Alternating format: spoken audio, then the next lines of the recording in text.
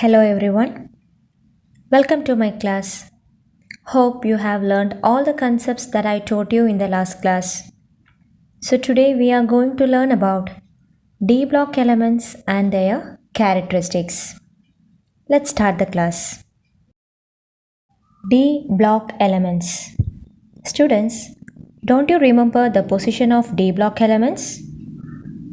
Yes, in the middle of S and P block, right?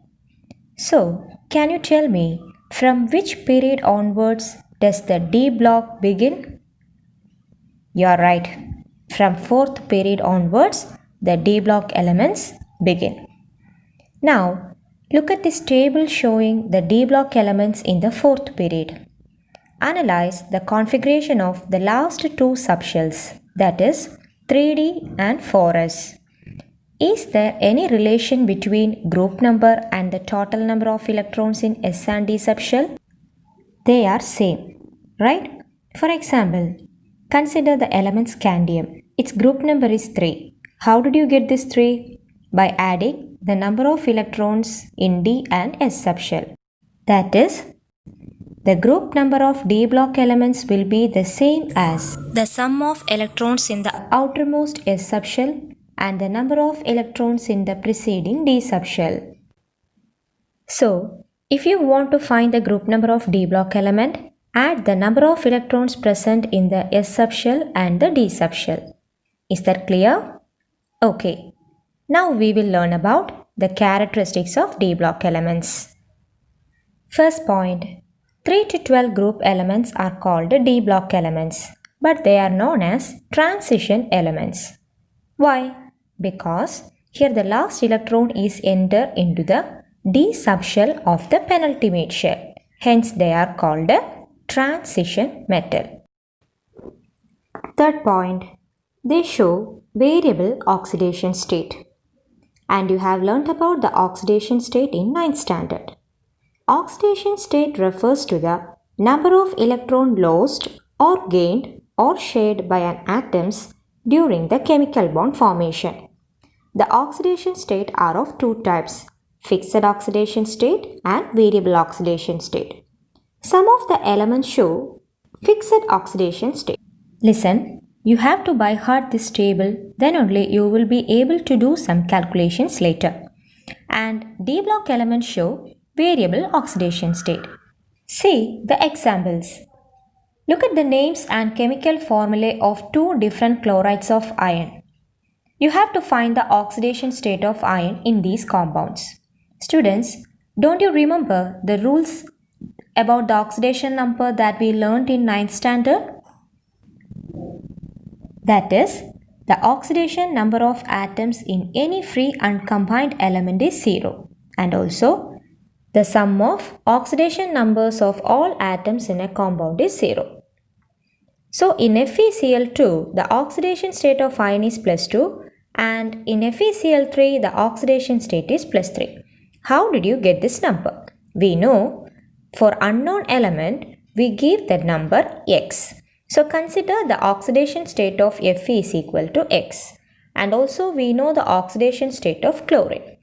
Since there are two chlorine, we can write x plus -1 into 2. The sum of the oxidation numbers in a compound is 0. So just equate the equation to 0. We get x plus -2 equals 0 and x is equal to +2. Similarly, for MnO2, here Mn is considered as unknown element. So give the number x and the oxidation state of oxygen is -2. By applying the rule of oxidation state, we get x is equal to +4. Is that clear? Now you got the oxidation number of Fe and Mn, right? Now, how will you write the configuration of these ions? Look at this example. The configuration of Fe is argon 3d6 4s2. So, what is the configuration of Fe2+? It is argon 3d6. Do you know how did we get this number? Remember, while writing the configuration of ions, the electrons are not lost in the same order as they are filled up. Actually, the electrons are lost from the outermost S subshell first.